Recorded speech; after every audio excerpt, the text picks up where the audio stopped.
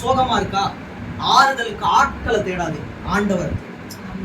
ஆறுதலுக்கு ஆட்களை தேடினீங்கன்னா ஒரு குறிப்பிட்ட மணி நேரத்துக்கு அப்புறமா உங்களை கன்சோல் பண்றதுக்காக ஆர்டிபிஷியல் வேர்ட்ஸ் யூஸ் பண்ணுவாங்க, செயற்கையான வார்த்தைகள் யூஸ் பண்ணுவாங்க. தேவன் அப்படிலாம் கிடையாது. எனக்கு சுத்தம் உண்டு சுத்தமாகுன்னு சொல்லிட்டு போயிடுவார், அவ்வளவுதான். இந்த நூற்றுக்கு அதிபதி கேட்கிறான், ஆல்ரெடி சொன்னேன், நூற்றுக்கு அதிபதி கேட்கிறான், வேலைக்காரன் ஒரு மாதிரி கிட்டத்தட்ட சாவர நிலைமை.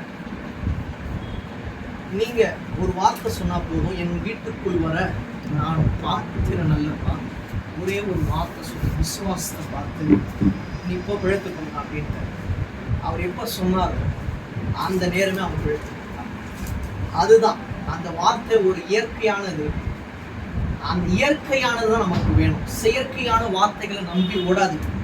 மனுஷங்க ஆறுதலான வார்த்தைகளை குறிப்பிட்ட கால வரைக்கும் தான் சொல்ல முடியும். ஆண்டவராகிய இயேசு கிறிஸ்து மட்டும் தான் நமக்கு நித்தியமாய் ஆறுதலாக இருப்பார்.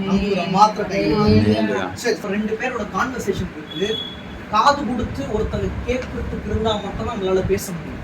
அதே மாதிரி நான் பேச போறேன்பா, நீங்க கேளுங்கப்பா, நமக்கு வேண்டியதெல்லாம் கேட்கும்போது அவரே நமக்கு பலனாயிருப்பார்.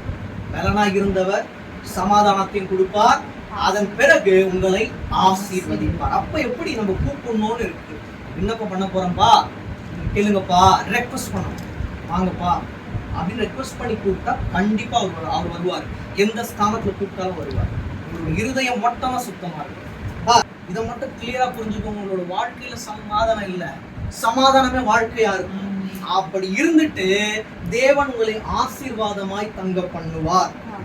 தங்க பண்ணி நீங்க அடுத்த ஒரு ஜெனரேஷனுக்கு சாட்சிகளா இருப்பீங்க. அடிக்கடி சொல்றாரு, இதைதான் அடிக்கடிக்கு ஏன் சொல்றாரு எனக்கு தெரியல. காலையில இருந்து ஓடிட்டே இருக்குது. குடும்பத்தில் இளைப்பாறுதல் இல்லாம இருக்கலாம், இக்கட்டான சூழ்நிலைகளா இருக்கலாம், கையில பணம் வரது நிக்க மாட்டிருக்கு, இந்த மாதம் குறைவா இருக்கலாம், இக்கட்டா இருக்கலாம், அடுத்த மாதம் இளைப்பாறுதல், தூங்கும் போது இளைப்பாறுதலா தூங்கும். தேவன் அவ்வாறாக தான் நடத்துவார். சொல்ல முடியாத துக்கங்கள் உங்களுடைய இருதயத்தை அப்படியே ஒரு மாதிரி நெருக்கி வைக்கலாம். இன்பமாக விசாலமாக தேவன் மாற்ற வல்லவராக இருக்கிறார். கண்களை மூடலாம். அன்பின்